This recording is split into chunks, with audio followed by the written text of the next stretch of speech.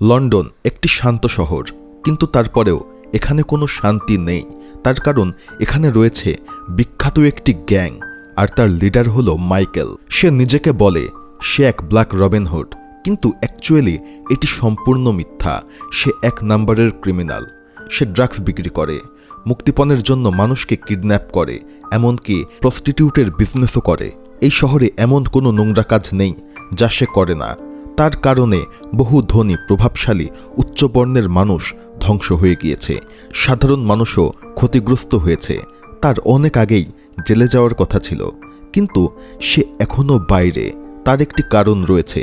তার হাতে আছে এক গোপন অস্ত্র। তার কাছে আছে কিছু ফটো, আর সেগুলো বিখ্যাত ব্যক্তিদের নোংরামির। শুধু তাই না, এই রাজপরিবারের একটি রাজকুমারী মেয়েরও আপত্তিকর ফটো তার কাছে আছে।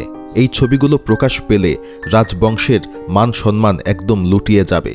এই ভয়ে স্থানীয় কর্তৃপক্ষ তাকে ধরতে সাহস করে না, কারণ তাকে যতবারই ধরা হয় সে বলে সে এগুলো ফাঁস করে দেবে। তাই প্রতিবার তাকে ছেড়ে দেয়া হয়।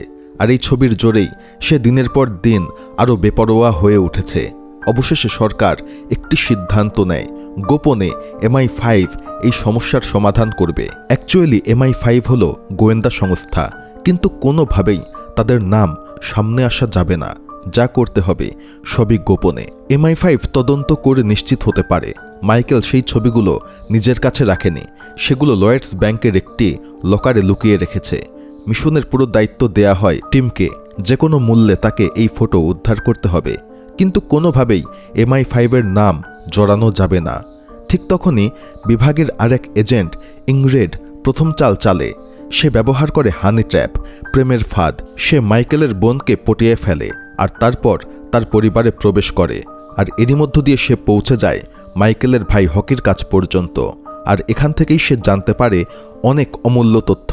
অন্যদিকে টিম নিজের কাস্টম বিভাগের পদ ব্যবহার করে তার পুরাতন প্রেমিকা মার্টিনকে ড্রাগস রাখার মিথ্যা মামলায় ফাঁসিয়ে দেয়। তবে এর একটি বিশেষ কারণ রয়েছে, কারণ মার্টিন এমন এক গ্যাংকে চেনে যারা চুরি ডাকাতি করতে ওস্তাদ। টিম চায় মার্টিন টেরিকে দিয়ে রাজি করাক।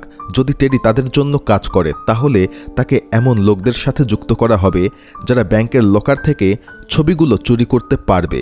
অ্যাকচুয়ালি MI5 নিজে চুরি না করে অন্য কোনো থার্ড পার্টি দিয়ে এটি চুরি করাতে চাচ্ছে, যাতে তারা না ফেঁসে যায়। আর সেই চোরের দলদের সঙ্গে ডিলটা হবে এমন, তারা লকার ভেঙে যত টাকা পয়সা পাবে সব হবে তাদের, কিন্তু ছবিগুলো MI5 এর হাতে তুলে দেবে। তবে এতে আরেকটি রিস্ক রয়েছে। সেই চোরের দল যদি ধরা খায়, তারা কোনোভাবেই MI5 এর নাম প্রকাশ করতে পারবে না। তাদেরকে জেল খাটতে হবে। এরই মধ্যে দৃশ্য চেঞ্জ হয় এবং আমরা চোর দলের লিডার টেরিকে দেখতে পাই। একসময় সে চুরি করত, কিন্তু বিয়ের পর বদলে গিয়েছে। সে এখন পুরাতন গাড়ির দোকান চালায়। তার দোকানে কাজ করে এক তরুণ দম্পতি যারা মাত্রই বিয়ে করেছে। টেরি ভেবেছিল শান্তিতে পরিবার নিয়ে জীবন কাটাবে, কিন্তু সময় বদলে গিয়েছে। নতুন ইলেকট্রিক গাড়ির দৌড়ে তার ব্যবসায় এখন ভাটা পড়েছে, ঋণে ডুবে গিয়েছে। প্রতিদিন নয়তো একদিন পর পর ব্যাংক থেকে লোকজন এসে তার কাছ থেকে টাকা চায়। এই অবস্থায় একদিন তার ছোটবেলার বন্ধু আর একসময়কার প্রেমিকা মার্টিন দোকানে এসে হাজির হয়। সে সরাসরি বলে তার কাছে দ্রুত ধনী হওয়ার একটি উপায় রয়েছে। অ্যাকচুয়ালি কিছুক্ষণ আগে টিমি এই মার্টিনকে ড্রাগস পরিবহনের দায়ে আটকে ছিল, তবে তাকে ছেড়ে দিয়েছে। আর ডিলটা করেছে এমন যে করেই হোক টেরিকে সেই চুরি করাতে রাজি করাতেই হবে, যার ফলে মার্টিন এখন টেরির সামনে চলে আসে। তবে সত্যটা না বলে ব্যাপারটা অন্যভাবে তোলে যে তার কাছে ধনী হওয়ার দ্রুত একটি রাস্তা রয়েছে।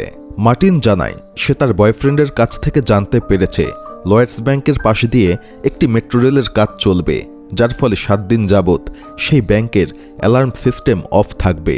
আর এই সুযোগেই তারা যদি চুরি করতে পারে, তাহলে তারা কোটিপতি হয়ে যাবে। মার্টিন আরও বলে তাদেরকে যে করেই হোক সেই ব্যাংক লুট করতে হবে, তবে বিশেষ করে বেসমেন্টের প্রাইভেট লকারগুলো, কারণ তার মধ্যে দামি দামি হীরা জহরত আরও অন্যান্য জিনিস থাকে। সেগুলো চুরি করলেই বেশি লাভ, আর সেসবের বেশিরভাগই অবৈধ জিনিস, যার ফলে চুরি করলে হয়তোবা কেউ রিপোর্টও করবে না। কিন্তু এত বড় কাজ একা করা সম্ভব না। তার দরকার টেরিকে, আর টেরির বিশ্বাসযোগ্য লোকজনকে। তবে টেরি ভাবার সময় চায়, কারণ এতে লাভও যেমন আছে তেমন রিস্কও রয়েছে। তাই এখন সে বাইরে চলে যায়। ঠিক তখনই মার্টিন বারে বসা স্যুট পরা টিমের সঙ্গে কথা বলে। তারা ভাবতে থাকে টেরি রাজি হবে কিনা। ঠিক সেই মুহূর্তেই টেডি আবার ব্যাক করে আর দেখে মার্টিন কারো একজনের সঙ্গে নিচু গলায় কথা বলছে। সে বুঝতে পারে কোনো একটা ঝামেলা রয়েছে। সে চুপচাপ সরে যায়, কিন্তু মার্টিনের ওপর তার বিশ্বাস অটুট। সে ভাবে মার্টিন কখনো তার সঙ্গে বিশ্বাসঘাতকতা করবে না। টেডি পরিকল্পনাটা জানায় তার 2 ঘনিষ্ঠ বন্ধুকে। ডেভ সে টাকা রোজগারের জন্য নোংরা ছবিতে অভিনয় করে, আর কেভিন একজন ফটোগ্রাফার। তারা রাজি হয়। পরের দিন 4 জন মিলে গ্যারেজের কর্মচারী এডির বিয়েতে যায়। এডি আর লীলাকে শুভেচ্ছা জানায়, আর ভিড়ের মাঝেই নীরবে গোপনে ব্যাংক ডাকাতির পরিকল্পনা ফাইনাল করতে থাকে। শহর তখনও কিচ্ছু জানে না, রাজ পরিবারও জানে না, এমনকি মাইকেলও জানে না। কিন্তু পেছন পেছনে খেলা চলছে। আর একটা ব্যাপার, আমার আরও একটি মুভি এক্সপ্লেইন চ্যানেল রয়েছে। সেখানে 30টারও বেশি খুবই ভালো ভালো মুভি এক্সপ্লেইন করা রয়েছে। আপনারা অবশ্যই সেই চ্যানেলটিও সাবস্ক্রাইব করবেন এবং ভিডিওগুলোও দেখবেন। লিংক ডেসক্রিপশন বক্সেই পেয়ে যাবেন। তাহলে চলুন আবারও মুভিতে ব্যাক করা যাক। পরিকল্পনার প্রথম স্টেপ অনুযায়ী মার্টিন ইতিমধ্যে লয়েডস ব্যাংকের লকারে একটি অ্যাকাউন্ট খুলেছে, আর সেটি দেখার জন্য তারা ভেতরে ঢোকে, যাতে তারা ভেতরকার পরিস্থিতি বুঝতে পারে। টেরি চারিদিকে ভালোভাবে তাকাতে থাকে, ঢোকার রাস্তা, বের হওয়ার রাস্তা, আশপাশে কি রয়েছে সবকিছু, এবং সবকিছু মাপতে থাকে।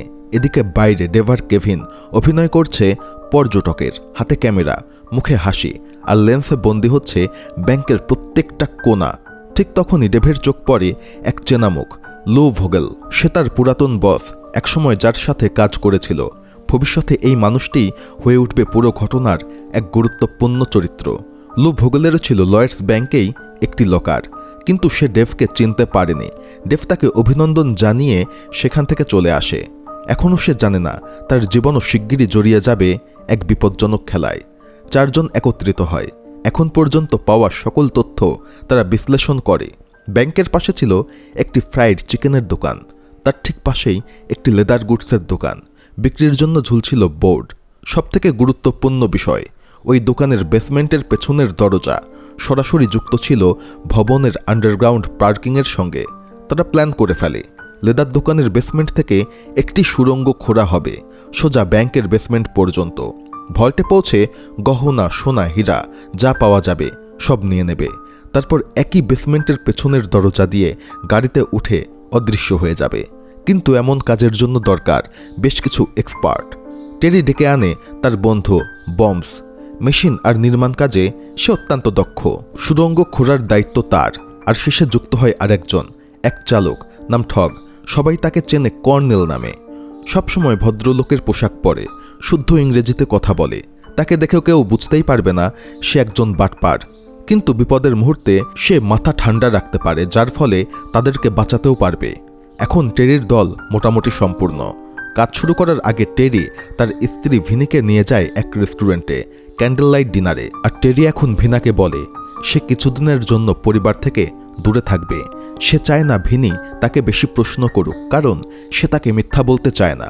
শুধু এতটুকুই বলে সে টাকা উপার্জন করতে যাচ্ছে, কারণ তাকে ঋণ শোধ করতে হবে। সে ভিনিকে বলে 2 মেয়েকে কিছুদিনের জন্য আত্মীয়দের কাছে পাঠিয়ে দিতে, আর শুধু তার নিরাপদে ফেরার অপেক্ষা করতে। পরদিন 6 জনের দল শুরু করে তাদের কাজ। কর্নেল লেদার দোকানটি তারা ভাড়া নেয়। জরুরি পরিস্থিতি সামলানোর দায়িত্ব তার। দোকান মেরামতের অজুহাতে সরকারি অফিস থেকে ভবনের নকশা সংগ্রহ করা হয়। প্রয়োজনীয় যন্ত্রপাতিও জোগাড় হয়। টেরি আর বাকিরা মেরামত দলের ছদ্মবেশে আন্ডারগ্রাউন্ড পার্কিংয়ে ঢোকে। সব সরঞ্জাম নামিয়ে আনা হয় বেসমেন্টে। কিন্তু তারা একা ছিল না। প্রতিটি পদক্ষেপ নজরে রাখছিল টিমের দল। টিম নিয়মিত তার ডিরেক্টরকে সাপোর্ট দিচ্ছিল। তার আসল পরিকল্পনা ছিল স্পষ্ট। টেরি আর তার দল যেই না লুট করে বের হবে, টিম তাদেরকে ধরে ফেলবে। মানে MI5 তাদের সঙ্গে বিশ্বাসঘাতকতা করবে। কথা ছিল এমন, লুটপাটের যা পাওয়া যাবে সব নেবে চোরের দল, আর তারা শুধু নেবে ফটো।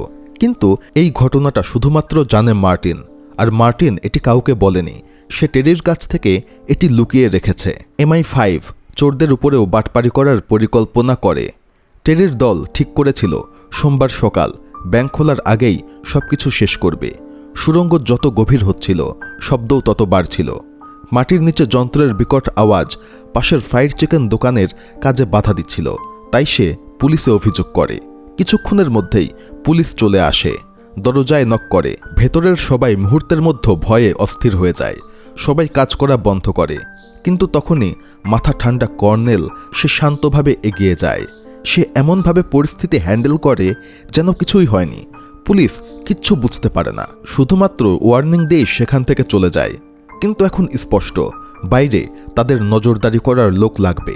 টেরি সঙ্গে সঙ্গে ডেকে আনে এডিকে, যার উপর সে অত্যন্ত বিশ্বাস করে। এডি লুটের ভাগ পাবে না, কিন্তু টেরি কথা দেয় কাজ শেষ হলে তার পুরাতন গাড়ির দোকানটা তাকে দিয়ে দেবে। টেরি বলে ব্যাংকের সামনে থাকা ভবনের ছাদে বসে সে নজর রাখবে। যদি কোনো উল্টাপাল্টা দেখে তাহলেই ওয়াকিটকিতে জানাবে। সন্ধ্যা নেমে আসে। ছাদে বসে এডি সবকিছুর উপর নজর রাখতে শুরু করে। আর ঠিক তখনই সেখানে চলে আসে টিম। তার সঙ্গে ছিল আরও বেশ কয়েক সঙ্গী। টিম তাদের লোককে আন্ডারগ্রাউন্ড পার্কিংয়ের উপরে নজর রাখতে পাঠায় আর নিজে দাঁড়িয়ে থাকে লেদার দোকানের আশেপাশেই। একসময় সে ইচ্ছা করেই লেদার দোকানের সামনে দিয়ে হেঁটে যায়। ছাদের উপর থেকে এডি সব দেখতে থাকে আর সঙ্গে সঙ্গে ওয়াকিটকিতে জানিয়ে দেয়। তবে ভেতরের কেউ এতে কোনো গুরুত্ব দেয় না। কিন্তু মার্টিন এটি শুনেই বুঝতে পারে। সে জানে সে আর কেউ না, টম। সে সিগারেট আনার অজুহাত দিয়ে বারে ঢুকে পড়ে আর সেখানে এসে টিমকে সকল আপডেট দেয়। আর ঠিক তখনই আমরা দেখতে পাই টেরিও পেছন পেছন সেখানে চলে এসেছে। কারণ টেরি যখন প্রথমবার মার্টিনকে টিমের সঙ্গে কথা বলতে দেখেছিল তখনই তার কিছু একটা সন্দেহ হয়েছিল। দেখে মার্টিন আর টিম নিচু গলায় কথা বলছে, তবে সে এখান থেকে সরে যায়। মার্টিন মিথ্যা বলে, একজন অচেনা লোক ছিল, এমনি এমনি কথা বলছিল। টেরি সব বুঝতে পারে কিন্তু কিচ্ছু প্রকাশ করে না। মার্টিন চলে যাওয়ার পর টেরি আড়ালে দাঁড়িয়ে কাউকে ফোন করে। অন্যদিকে ইংরেড টিমকে গোপন একটি তথ্য দেয়। গ্যাং লিডার মাইকেল লন্ডন ছেড়ে ত্রিনিদাদ পালানোর প্রস্তুতি নিচ্ছে। তার কিছু অবৈধ ব্যবসা সে হস্তান্তর করছে লু ভোগেলের হাতে। হ্যাঁ, সেই লু ভোগেল যাকে আমরা কিছুক্ষণ আগে দেখেছিলাম, যার হয়ে ডেভ কাজ করত। তবে MI5-এর কাছে সবথেকে গুরুত্বপূর্ণ সেই ছবিগুলা। মাইকেল যেই দেশেই যাক না কেন, যদি ছবি তারা পেয়ে যায় তাহলে তাকে ধরতে পারবে, কিন্তু যদি তা না পারে তাহলে তাদের কপালে বিপদ আছে। এদিকে টেরি ফিরে আসে আবার সুড়ঙ্গের কাজে। হঠাৎ মাটি ধসে পড়ে। টেরি গড়িয়ে পড়ে এক গভীর গর্তে। কয়েক সেকেন্ড পর তারা বুঝতে পারে তাদের কেউই আহত হয়নি। কর্নেল নিচে নেমে গিয়ে জায়গাটা ভালোভাবে চেক করে আর তারা বুঝতে পারে এটা 1665 সালের লন্ডনের প্লেগ মহামারীর সময়কার একটি গণকবর। ভয়ঙ্কর ইতিহাসের স্তূপ। আর অদ্ভুতভাবে ঠিক ব্যাংকের ভল্টের নিচেই এটি ছিল। এই আবিষ্কার তাদের অনেক সময় বাঁচিয়ে দেয়। তাদের অনেক জায়গা আর খুঁড়তে হবে না। তারা কবরের উপর দিয়েই সেই ভল্টের মধ্যে ঢুকতে পারবে। টেরি উপরে উঠে দেখে এটাই ব্যাংকের সেই ভল্ট, কিন্তু সমস্যা শুরু হয় অন্য জায়গায়। সুড়ঙ্গ খোঁড়ার কারণে ধুলা আর বিষাক্ত গ্যাসের কারণে তাদের শ্বাস নিতে কষ্ট হচ্ছিল। তাই তারা ঠিক করে তারা কিছুক্ষণ রেস্ট নেবে। ধুলো থিতিয়ে গেলে আবার কাজ শুরু করবে। বাইরে থেকে এডি জিজ্ঞেস করে কাজ কেমন চলছে। তারাও ভালো বলে এবং তারা মজা ঠাট্টা করতে থাকে। কিন্তু একটা ভুল হয়ে যায়। তারা কথা বলতে বলতে তাদের কথাগুলা পাশের রেডিওর একটি ফ্রিকোয়েন্সি ধরে ফেলে, যার ফলে এক ব্যক্তি সেগুলো শুনে ফেলে। সে আন্দাজ করতে পারে ব্যাংক ডাকাতি হবে। সে সাথে সাথে পুলিশে খবর দেয়। পুলিশ প্রথমে গুরুত্ব দেয় না, কিন্তু যখন সেই ব্যক্তি সেই কথাগুলো রেকর্ড করে পাঠায় তখন তারা বুঝতে পারে। কিন্তু পুলিশদের প্রবলেম, এই রেডিওর রেঞ্জ 10 কিলোমিটার, অর্থাৎ এই 10 কিলোমিটারের মধ্যে কোনো একটি ব্যাংকে ডাকাতি হবে। আর 10 কিলোমিটারের মধ্যে শত শত ব্যাংক রয়েছে। সবথেকে বড় কথা, সেই কথার মধ্যে কোনো ব্যাংকের নাম নেই। ইন্সপেক্টর সঙ্গে সঙ্গে একজন অফিসারকে 24 ঘন্টা সেই রেডিওতে নজরদারি করতে বসায় আর নিজে স্পেশাল অ্যাকশনের প্রস্তুতি নিতে বেরিয়ে পড়ে। রাত তখন ছিল গভীর, সবাই ছিল ঘুমিয়ে।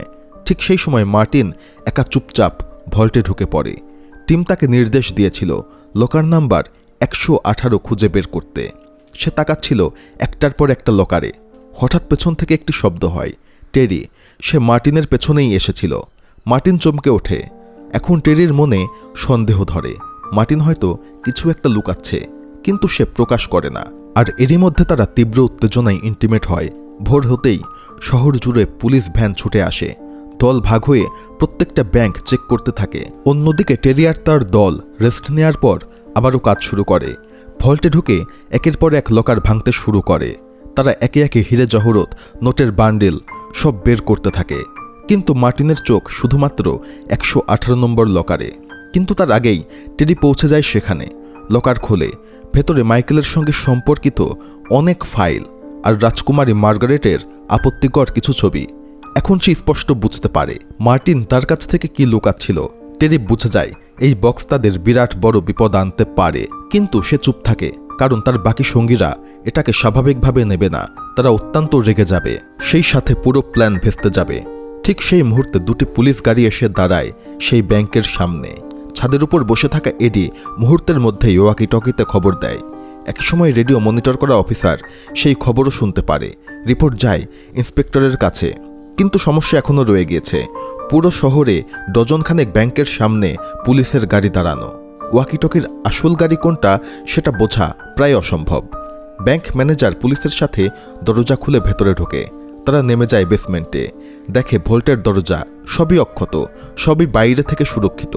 এটা খোলার অনুমতি শুধুমাত্র সোমবার সকালে ব্যাংক ডিরেক্টর দিতে পারবে। এ কারণে তারা ফিরে যায়। ভেতরে টেরি আর তার দল মোটামুটি হাফ ছেড়ে বাঁচে, কিন্তু তারা জানে এখানে বেশিক্ষণ থাকা বিপজ্জনক। তারা এদিকেও সরে যেতে বলে। ঠিক তখনই সাইরেন বাজতে বাজতে এক অ্যাম্বুলেন্স এসে দাঁড়ায় ব্যাংকের সামনে। এডি ওয়াকিটকিতে বলতে যাচ্ছিল, কিন্তু তার হাত থেকেই সেটি নিচে পড়ে যায়। ভেতরে টেরি কোনো উত্তর পায় না। তার সন্দেহ হয় কিছু একটা ভুল হয়েছে। সেই মুহূর্তেই সবাইকে গুটিয়ে যেতে বলে। তারা সরে পড়ে। অবশ্য এই ছোট্ট ভুলই তাদেরকে বাঁচিয়ে দেয়। এডি যদি ভুল করে ওয়াকিটকিতে অ্যাম্বুলেন্স বলে ফেলত, তাহলে পুলিশেরা বুঝে যেত যে কোন ব্যাংকে ডাকাতি হচ্ছে, কারণ ব্যাংকের সামনে শুধুমাত্র একটি অ্যাম্বুলেন্সই ছিল। অন্যদিকে টেরি আর তার দল সব গুছিয়ে আন্ডারগ্রাউন্ড পার্কিং দিয়ে বেরিয়ে যায়। কিন্তু টিম প্রস্তুত ছিল। সে তার দলকে নির্দেশ দেয় ওই গাড়ি বের হলেই তাকে ধরতে। গাড়ি থামানো হয়, চেক করা হয়, কিন্তু দেখা যায় ভেতরে কিচ্ছু নেই। টিম বুঝতে পারে তার সঙ্গে প্রতারণা করা হয়েছে। আসলে আগের রাতেই বারে দাঁড়িয়ে টেরি বুঝে গিয়েছিল মার্টিনের উপর আর ভরসা করা যাবে না। সে আগেভাগেই একজন ড্রাইভারকে রেডি করে রেখেছিল। ইশারা পেয়ে সে ড্রাইভার ট্রাক নিয়ে অন্যদিকে চলে যায়, আর টেরিও তার দলবল আরেকটি আলাদা গাড়িতে সব লুটের মাল নিয়ে চুপচাপ সরে পড়ে। তারপর তারা পৌঁছায় এক পুরাতন গুদামে। সেখানে শুরু হয় হিসাব নিকাশ। সোনা, হীরা, গহনা, টাকা সবকিছু হিসাব করা হয়। আরও ভয়ঙ্কর এমন কিছু নথি আর ছবি যা বড় বড় নেতা সংসদদের কেলেঙ্কারিতে ফাঁসিয়ে দিতে পারে। সবাই ভাগাভাগি করে। বমস আর কর্নেল নিজেদের অংশ নিয়ে প্রথমেই চলে যায়। তারপর টেরি বের করে রাজকুমারীর সেই নোংরা ফটোগুলো। স্পষ্টভাবে বোঝা যায় মার্টিন তাদের সবার কাছে মিথ্যা কথা বলেছে। ডেভ আর কেভিন তখন ভয় পায়। মার্টিনের আর লুকানোর কোনো উপায় ছিল না। সে সব স্বীকার করে। টেরি আর তার দুই বন্ধু বুঝে যায় এই পুরো পরিকল্পনায় আসলে সত্য তাদেরকে গোপনে রাখা হয়েছিল। এটা শুধু ব্যাংক ডাকাতি না, এটা MI5-এর খেলা। অতএব MI5 তাদের এই ব্যাংক ডাকাতি জানে। আর MI5-এর সাথে বিশ্বাসঘাতকতা করা আত্মহত্যার সামিল, কারণ তারা পুলিশের থেকেও অনেক বেশি ডেঞ্জারাস। ডেভ বুঝতে পারে এখন প্রাণ বাঁচানো সবথেকে জরুরি, তাই সে আগেই সেই গুদাম ছেড়ে চলে যায়। ওদিকে টিম বুঝে যায় টেরি তাকে বুদ্ধি দিয়ে ফাঁকি দিয়েছে। তবু তার বিশ্বাস মার্টিন আবার তার সাথে যোগাযোগ করবে, কারণ ছবিগুলো এখনও সে হাতে পায়নি, আর সেগুলো যে কোনো মুহূর্তে মার্টিনের জন্য বিপদ হয়ে উঠতে পারে। পরদিন সকালে লয়েডস ব্যাংকের আন্ডারগ্রাউন্ড ভোল্ট খোলার অনুমতি দেয়া হয়। ব্যাংক ম্যানেজার ভেতর দেখে একদম স্তম্ভিত হয়ে যায়। সঙ্গে সঙ্গে পুলিশে খবর দেয়। অল্প সময়ে পুরো জায়গা ঘিরে ফেলা হয়। শহরের বড় বড় নিউজ পেপার এই ব্যাংক ডাকাতির খবর ছাপতে শুরু করে। এদিকে নতুন খেলা শুরু হয়। মার্টিন আর টেরি টিমকে ফোন করে। মিটিংয়ের জায়গা ঠিক করা হয় নর্থ আইল্যান্ড রেলওয়ে স্টেশন। ওদিকে MI5 ডিরেক্টর খবর পায় ঘটনাটি এখন আর গোপন নেই। সে ভয় পেয়ে যায়। সে চেয়েছিল সব গোপনে মিটাতে, কিন্তু এখন এটা জাতীয় প্রবলেম হয়ে দাঁড়িয়েছে। যদি পুলিশ আগে সেই লুটেদেরকে ধরে ফেলে আর রাজকুমারীর ছবি প্রকাশ পায়, তাহলে পুরো দেশ কেঁপে উঠবে। রাজনীতি, রাজপরিবার, গোয়েন্দা সংস্থা সব একসঙ্গে ভেঙে পড়বে। ব্যাপারটা শুধুমাত্র আর টাকা পয়সার না, ব্যাপারটা রাজপরিবার এবং দেশের মান সম্মানের। তাই সে পুলিশদেরকে নির্দেশ দেয় এটাকে জাতীয় নিরাপত্তার অজুহাত দেখিয়ে পুলিশকে তদন্ত থেকে সরিয়ে দাও। এখন MI5 সরাসরি এটি সামলাবে। খবরটা ছড়িয়ে পড়তেই কিছু মানুষ রেগে যায়। প্রথমেই লু ভোগেল, তার সঙ্গী সোনিয়া আর তাদের সাথে জোট বাঁধা এক দুর্নীতিগ্রস্ত পুলিশ অফিসার। লু ভোগেল আর সোনিয়া চালাতো উচ্চমানের অ্যাডাল্ট ক্লাব আর প্রস্টিটিউট ক্লাব। লুর ব্যাংক ভোল্টে ছিল পুলিশকে ঘুষ দেয়ার সকল হিসাব। সোনিয়ার লকারে সংসদ আর উচ্চপদস্থ কর্মকর্তাদের আপত্তিকর ছবি। এসব যদি বাইরে আসে, কেরিয়ার, মান সম্মান, জীবন সব শেষ। লু ভোগেল খবরটা সঙ্গে সঙ্গে জানায় মাইকেলকে। সে তখন বিদেশে আত্মগোপনে। মাইকেল শুনেই রেগে যায়। রাজকুমারীর আপত্তিকর ছবিগুলোই ছিল তার ঢাল, সেটা দিয়েই সবকিছু সে আটকাত। লু ভোগেল তাকে আশ্বাস দেয় সে যে করেই হোক ছবিগুলো উদ্ধার করবে, কিন্তু সে আসলে নিজের স্বার্থটাই দেখছিল। মাইকেলের মনে এই নিয়েও সন্দেহ হয়। তার ধারণা ছিল তার ঘনিষ্ঠ, প্রায় বোনের মতো প্রিয় মানুষ ইংরেড সেই এই ষড়যন্ত্রে জড়িত হতে পারে। অন্যদিকে ঠিক সময় মতো টেরি হাজির হয় ট্রেন স্টেশনে। টিম আগে থেকেই তার জন্য অপেক্ষা করছিল, আর তার ফাঁদ এড়াতে টেরি মাত্র কয়েকটা ছবি সঙ্গে এনেছিল। সে স্পষ্ট জানায় বাকি ছবিগুলো তখনই দেবে যখন সরকার থেকে আনুষ্ঠানিকভাবে তাকে ক্ষমা করা হবে, নতুন পাসপোর্ট দেয়া হবে আর দেশ ছাড়ার অনুমতি পাবে। টিম সঙ্গে সঙ্গে খবর পাঠায় ডিরেক্টরকে। ডিরেক্টর ভেবেছিল শুধু রাজকুমারীর ছবিই সমস্যা, কিন্তু এখন বুঝতে পারে সেখানে শুধুমাত্র রাজকুমারীর না, অনেক উচ্চপদস্থ ব্যক্তির ছবিও রয়েছে। এমনকি ডিরেক্টর তার নিজের নামও এর মধ্যে জড়িত। এখন সে আর একা সিদ্ধান্ত নিতে পারবে না। সে সংসদের কাছে নোটিস মানে ডিফেন্স অ্যাডভাইজারি নোটিস জারি করার আবেদন করে, যাতে মিডিয়াকে এই রিপোর্টিং থেকে আটকানো যায়। এদিকে লু ভোগেল দুর্নীতিগ্রস্ত পুলিশ অফিসারের সঙ্গে বসে পরিকল্পনা করছে। হঠাৎ তার মনে পড়ে কয়েকদিন আগে ব্যাংকের সামনে একজন জোকারের মতো দেখতে অ্যাডাল্ট ফিল্ম অভিনেতা বারবার তার ছবি তুলছিল। ডেভ। এখন তার সন্দেহ পাকা। লু ভোগেল দুজন দুর্নীতিগ্রস্ত পুলিশকে নির্দেশ দেয় ডেভকে ধরে আনো। সে পালানোর প্রস্তুতি নিচ্ছে। ডেভকে ধরে আনা হয়, নির্মমভাবে তাকে পেটানো হয়। শেষ পর্যন্ত সে ভেঙে পড়ে এবং সবকিছু উগড়ে দেয়। আর এখন তারা এই তথ্য ধরে অন্যদের খুঁজতে শুরু করে। মার্টিনের বাড়িতে গেলে MI5-এর লোকেরা তাদের তাড়িয়ে দেয়। লু ভোগেলের লোকজন সেখানে সুবিধা করতে পারে না, তাই তারা শেষ পর্যন্ত পৌঁছে যায় টেরির গ্যারেজে। সেখানে এডিকে পাওয়া যায়, তাকেও অপহরণ করা হয়। যাওয়ার সময় এডির স্ত্রীর হাতে একটি ভিজিটিং কার্ড দিয়ে যায়, বলে টেরিকে যোগাযোগ করতে। এদিকে লন্ডন জুড়ে একটাই খবর, লয়েডস ব্যাংকের ডাকাতি হয়েছে। পুলিশ বারবার রেডিওতে চালাচ্ছে সেই রাতের ওয়াকিটকির কথা। টেরির বড় মেয়ে তার বাবার কণ্ঠ চিনতে পারে। স্ত্রী ভিনি অত্যন্ত আতঙ্কে পড়ে যায়। ঠিক তখনই টেরির ফোন আসে। তার হাতে সময় কম। সে জানায় সে নিরাপদেই আছে, আর কঠোরভাবে বলে যাতে বাচ্চারা ঘর থেকে বাইরে বের না হয়। ফোন কেটে সে গ্যারেজে কল করে। লিলি কাঁদতে কাঁদতে জানায় এডিকে কিডন্যাপ করা হয়েছে, আর যে নাম্বার পুলিশরা দিয়ে গিয়েছে সেটা টেরিকে দেয়। টেরি কল করে, আর অপর পাশে লু ভোগেলকে পাওয়া যায়। সে হুমকি দেয় যদি ঘুষের লেজার বই আর রাজকুমারীর আপত্তিকর ছবি না দেয় তাহলে এডিকে মেরে ফেলবে। টেরির জন্য ওই ছবিগুলোই ছিল শেষ আশা, ওগুলো হাতছাড়া করা যাবে না। কিন্তু সমস্যা, লু যে লেজারের কথা বলছে, মানে ঘুষ দেওয়ার তালিকার লিস্ট, তা সে এখনও পায়নি। সে সরাসরি বলে দেয় সে এমন কোনো বই পায়নি। আর এটি শুনে লু ভোগেল অত্যন্ত রেগে যায়। সে নির্দেশ দেয়, আর সঙ্গে সঙ্গে ডেভকে গুলি করে মেরে ফেলা হয়। ডেভ মাটিতে লুটিয়ে পড়ে। এটি তখন আতঙ্কে ভয় পেয়ে যায়। আর লু ভোগেল এখন টেরিকে 1 ঘন্টা সময় দেয়। তার মধ্যে যদি সে ওই বইয়ের খোঁজ না দিতে পারে তাহলে তার আরেক বন্ধুকেও মেরে ফেলা হবে। ফোন কাটা মাত্র টেরি আর কেভিন ছুটে যায় ট্রাকের দিকে। কাগজের স্তূপ, চিঠি, ফাইলের ভিড়ে শেষ পর্যন্ত তারা সেই বই খুঁজে পায়। মল্লাটে লেখা লু ভোগেল। ভেতরে তারিখ, সময়, টাকার অঙ্ক, অফিসারদের নাম, উচ্চপদস্থ ব্যক্তিদের ঘুষের হিসাব সব ছিল। তবে টেরি বুঝতে পারে এটি যদি সে লু ভোগেলকে ফিরিয়ে দেয় তাহলে লু ভোগেলও তাকে মেরে ফেলবে। উল্টো সে যদি নাও মারে তাহলে MI5 তার শত্রু হয়ে যাবে। আবার রাজকুমারীর ছবি যদি MI5-কে দেয়া হয়, সরকার হয়তো ক্ষমা করে দেবে, কিন্তু এডি ঠিকই মারা যাবে, আর লু তাদের পেছনে খুনি পাঠাবে। তারা এখন 2 দিক থেকেই বিপদে পড়ে গিয়েছে। তবে তখনই টেরির মাথায় আসে দুই পক্ষই যেমন তার শত্রু, ঠিক তেমনইভাবে 2 পক্ষের গুটিই এখন তার হাতে রয়েছে অকাট্য প্রমাণ। মানে খেলা এখন তার হাতে। সে চাইলে একে অন্যের বিরুদ্ধে ব্যবহার করতে পারবে। টেরি ফোন করে লু ভোগেলকে। সময় নির্ধারণ করা হয় পরদিন সকাল 11টা, পেডিংটন স্টেশন। শর্ত একটাই, ছবি আর লেজার নেবে, বিনিময়ে এডিকে ছেড়ে দেবে। টেরি হুমকি দেয় শর্ত না মানলে পুরো ঘুষের কাহিনী প্রকাশ করে দেবে, সবাই ডুবে যাবে।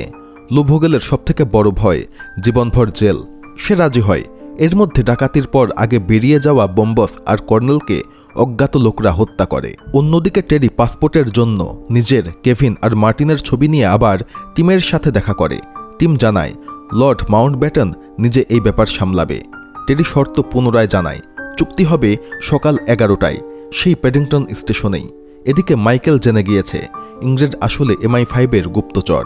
নির্দয় মাইকেল তাকে এক ফার্ম হাউসে নিয়ে গিয়ে নির্মমভাবে হত্যা করে। এই ইংরেডই হানি ট্র্যাপের মাধ্যমে মাইকেলের এই ফ্যামিলিতে ঢুকেছিল। পরদিন সকালে টেরি প্রস্তুতি নিচ্ছিল। তার আগে তারা পত্রিকা ঘেঁটে দেখে ব্যাংক ডাকাতির তদন্তকারী অফিসারকে, নাম চিফ ইন্সপেক্টর রয়। টেরি সঙ্গে সঙ্গে ঘুষের তালিকা বের করে আর বোঝার চেষ্টা করে সেও ঘুষখোর কিনা। তবে মিলিয়ে দেখে সেখানে তার কোনো নাম নেই, অতএব সে সৎ।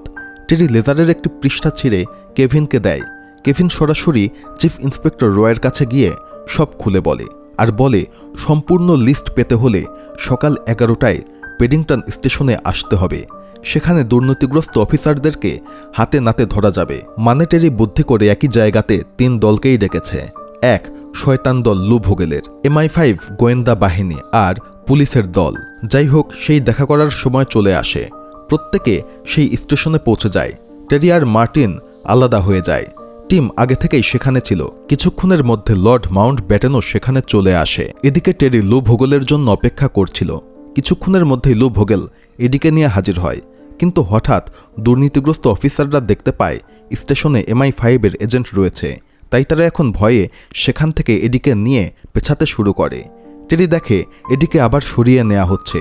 সে দ্রুত ছুটে যায় লর্ড মাউন্টব্যাটেন এবং টিম যেখানে ছিল সেখানে গিয়ে সে রাজকুমারীর আপত্তিকর সকল ছবি দিয়ে দেয় আর বিনিময়ে কথা মতো নতুন পাসপোর্ট নিয়ে নেয়। আর তারপরই লু ভোগেলকে ধাওয়া করতে শুরু করে। সে খুবই দ্রুত তাকে ধরে ফেলে এবং চরম পেটাতে শুরু করে। তবে তখনই এক ঘুষখোর অফিসার তার দিকে বন্দুক তোলে। তবে গুলির আগেই টেরি তাকে কাবু করে, এদিকেও মুক্ত করে ফেলে।